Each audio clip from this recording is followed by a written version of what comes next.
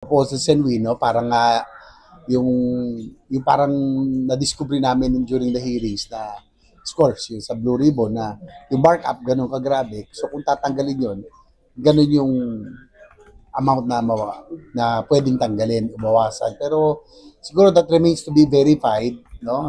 I-check muna kasi okay na tayo magbawas, no? Especially mga floodgates, hanggat hindi na floodgate ay mga flood control projects. Pero wag naman siguro ilahat dahil we still need infrastructure projects to stimulate the economic growth kasi yan ang may multiplier effect sa ekonomiya natin. So meron ding proposal, sabi ng Pangulo, yung mga flood control budget idalagay na lang sa ayuda lahat. Pero ako po sana, wag naman sana lahat sa ayuda kasi wala hong returns to. And sa akin kung sakali, sana a portion of it will be used still for infrastructure. Kung hindi man sa DPWH, pwedeng sa DOTR, halimbawa, para makahabol din yung ating infrastructure under DOTR naman. So at least meron itong balik sa ekonomiya, no? Yun ang proposal ko kung sakasakali. Sana a big portion can be used for infrastructure projects under DOTR, mga airports, mga ports, no?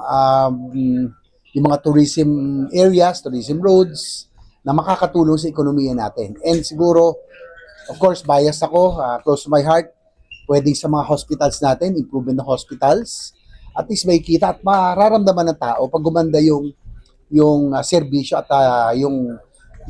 status ng ating pong mga health facilities. Pero yung danger, sir, kapag sa mga financial aid programs na pupunta yun? Well, alam mo, ako sa totoo lang, kailangan din natin tignan yan, no? Dahil anything that is cash is prone to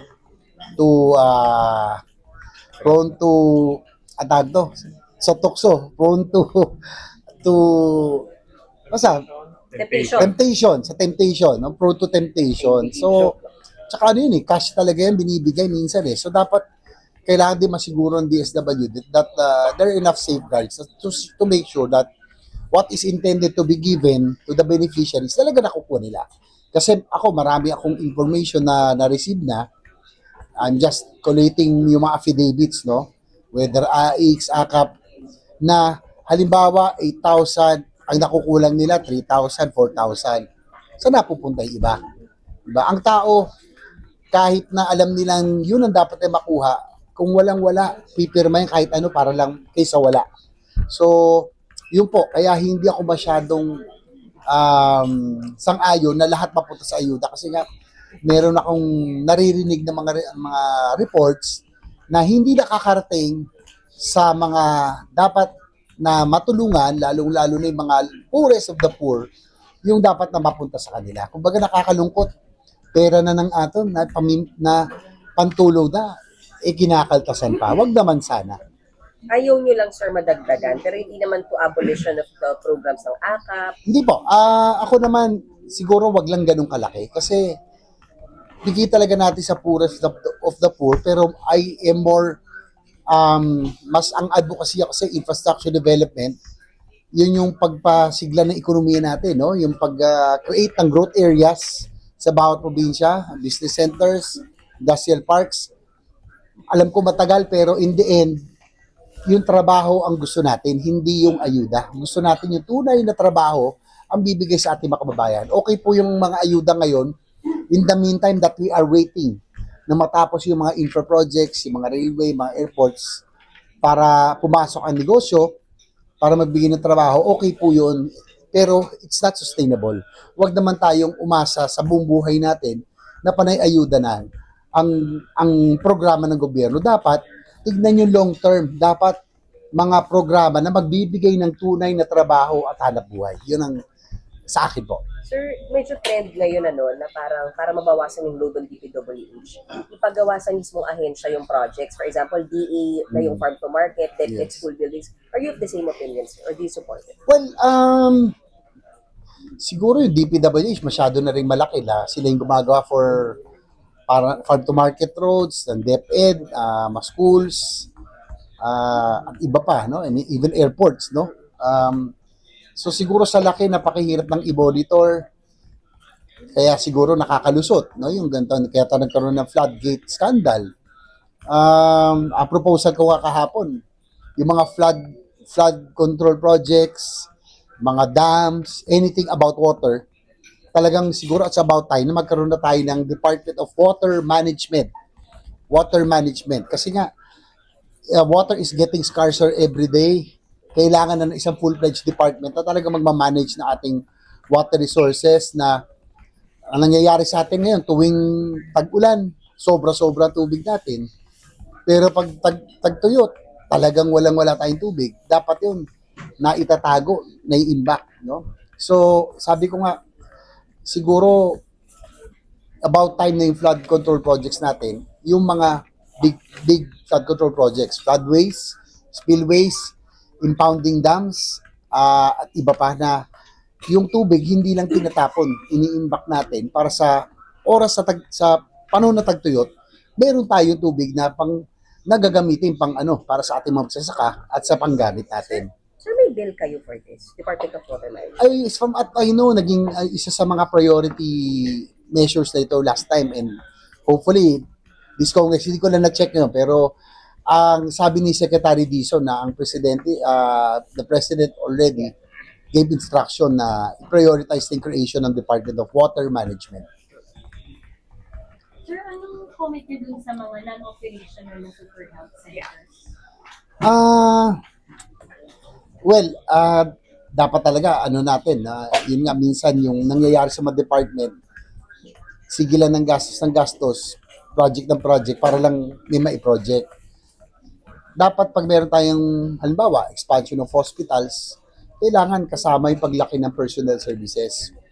Itong health centers, bago sana tinayo yan, dapat kung kausap pa ng LGU, may commitment sa LGU na sila magpo-provide ng personnel or may kaakibat na personnel na magtatao na additional, no? Yun ang nangyari, kaya nakakalungkot. That's a waste of money, no? Na para na rin itong itatambang yung naalala ko dati, nagkaroon tayo ng investigation on the school-based rural health units ba yun, no? 4,000 yun, na 200 lang na itayo. Diba? So, sana hindi tayo mayamang bansa. We should be spending on projects that are really needed, no? Na dapat, kung health center, super health center, dapat sigurado na yung timing na bago tumatapos, meron ng personnel para hindi masaya. Pero sir, tingin nyo dito ay parang waste of money lang, hindi naman siya corruption issue. O na kaya nag-istiga ng Bureau. Well, sana hindi, no? Kasi nga sabi ko nga kahapon sa DPWH, kay Secretary, may nakikita ko minsan na para nagpo-project lang. Sabi ko, kung may masabi, ito mema project lang. Na kahit na hindi kailangan, gagawa ng project para lang, alam na, di ba? So, nakakasakit kasi sayang ang pera, hindi naman tayo mayamang bansa. Nagsasayang tayo ng pera sa mga proyektong hindi talaga kailangan. So, kailangan prudent. We have to be more prudent in spending.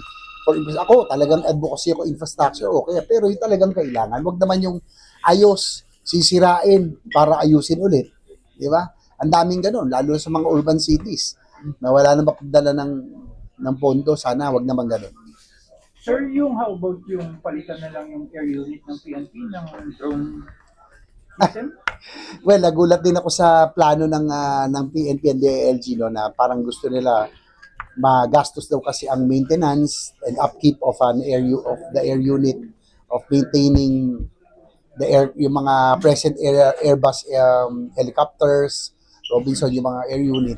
Pero ang sa akin kasi, kung we have to keep at par with all the police departments. So, halimbawa, ang Thailand, ang Malaysia, Indonesia, halos lahat meron silang air unit kasi kailangan yan, no? Maraming gamit ang air unit natin, no? Aside from surveillance, na kaya ng drone, pero medivac, hindi naman kaya ng drone yan, no? Yung mag-extract and pagdala ng mga personnel and troops, di ba? So, sinasabi kasi nila yung Airbus that we acquired, kasi alam ko I was the one who put the budget to acquire those nung nawala na tayo after the Mama Sapano incident, para hindi na magsisihan, naglagay tayo ng pondo to acquire the new Airbus choppers.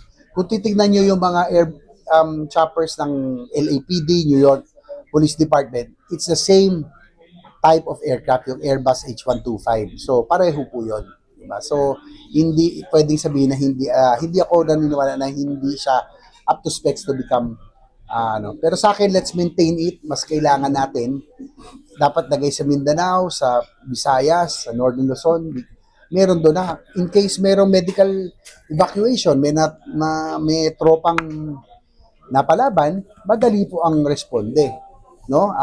In earthquake, rescue, nandun din. Pwede magamit. This one of the roles of the PNP is search and nasa rescue din. No? So maraming gamit yan. No? Pag-monitor ng surveillance, mga marijuana plantation dyan sa Region 2, madali rin. Hindi na rin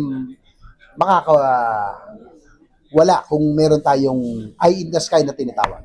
Sir, ito super health centers, kasi naging problema is DOH, through DPWH nagpapagawa.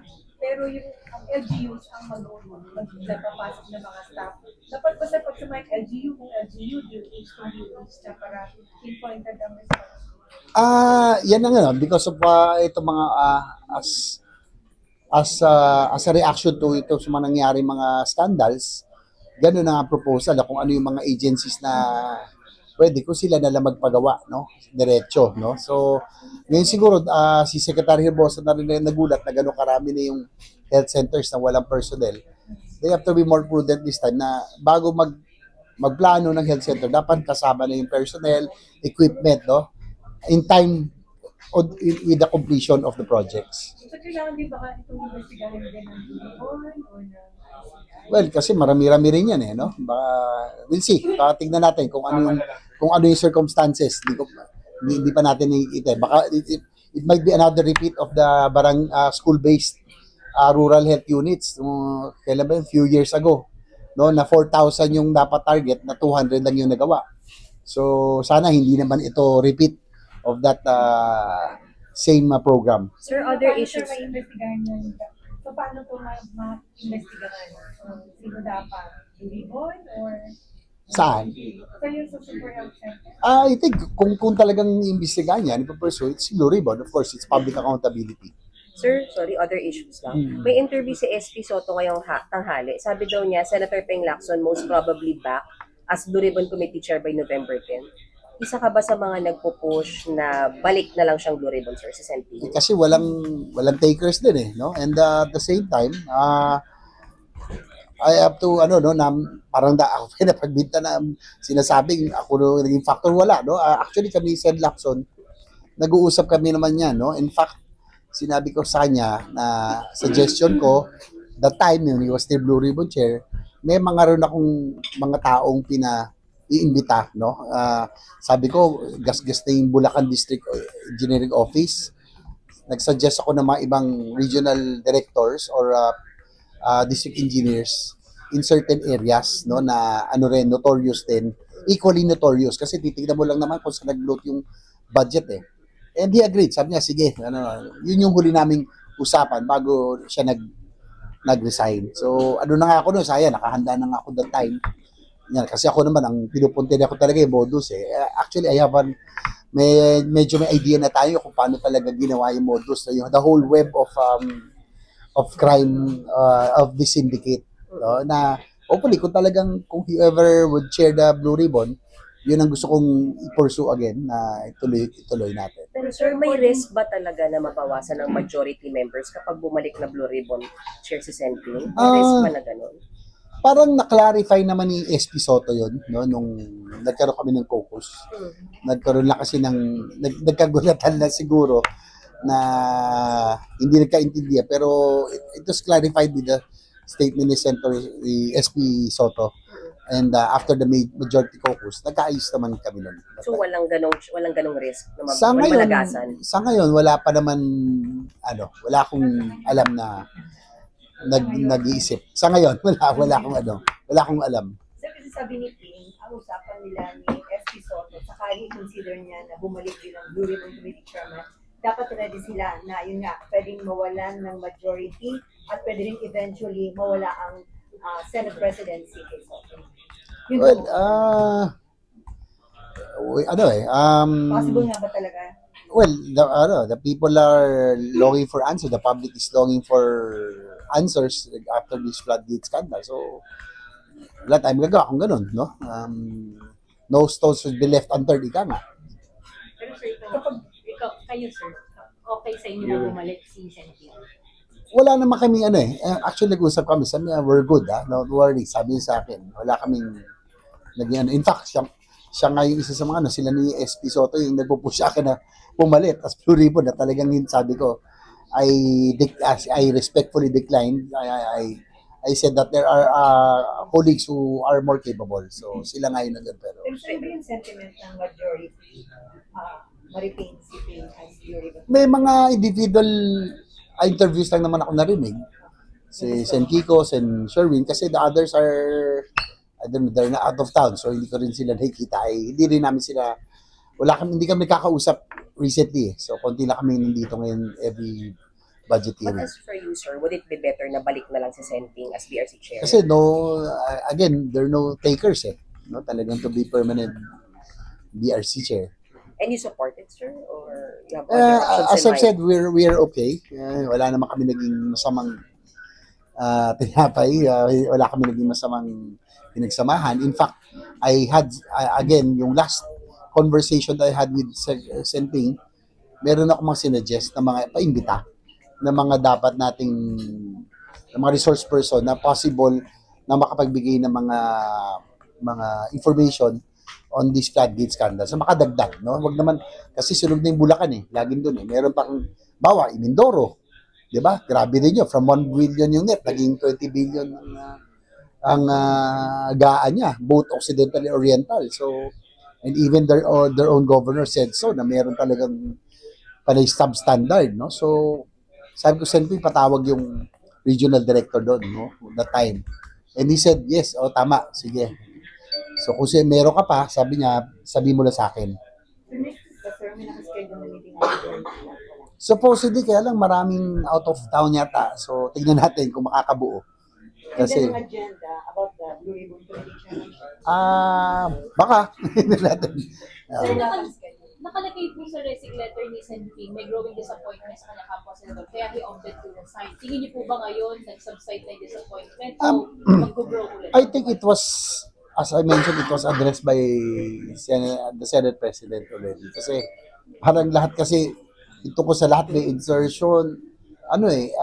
Kasi the Senate is known to have amendments. So, kasi pag insertion, masama na And we are proud of that. Yung institutional amendments natin for education, for health, defense and all, charge sa amin yun Diba? So, sabi ko nga, hindi lahat masama. There are very good amendments. And even sa Lacson, I think, clarified na hindi lahat, nag-qualify siya na hindi lahat ay masama. No? I think yung institutional amendments na aming ginagawa ay yun ay good amendments. Sa another topic lang po, inumpisa na po ni Sen. Risa yung pag-volunteer po ng kanyang salin. Sinapubliko na po niya kayo po. Ay, di, nagsabi na rin ako na I am open, I will allow my salary to be made public. Marami na sa amin, actually. Inaano lang yung parameters kasi yung mga address, number, security, siguro may mga yung mga for issues of security, yung mga i-withhold lang. Pero saan yung ilalabas? Ha? Kung saan yung ilalabas? Hindi na I think salin naman talaga should be a public document. Sir, yung kay Senrisa kasi hindi na siya naghintay ng request. Talaga nilabas niya sa group ng media. Would you be doing the same? Or dapat may Pwede request naman po? siguro, buray ko lang yung address ko. Ngayon na sir. Kasi yun lang naman yung issue, yun lang naman yung issue ng Yun lang naman yung issue ng iba. They're all willing, lahat, almost all sa aming group, Bible group na are okay to release their salins. Except, yun nga lang, yung concern diba, yung mga security issues lang. Okay. Hindi naman mababago na yun kahit na. Sinabas. Thank you, sir. Okay. Thank you.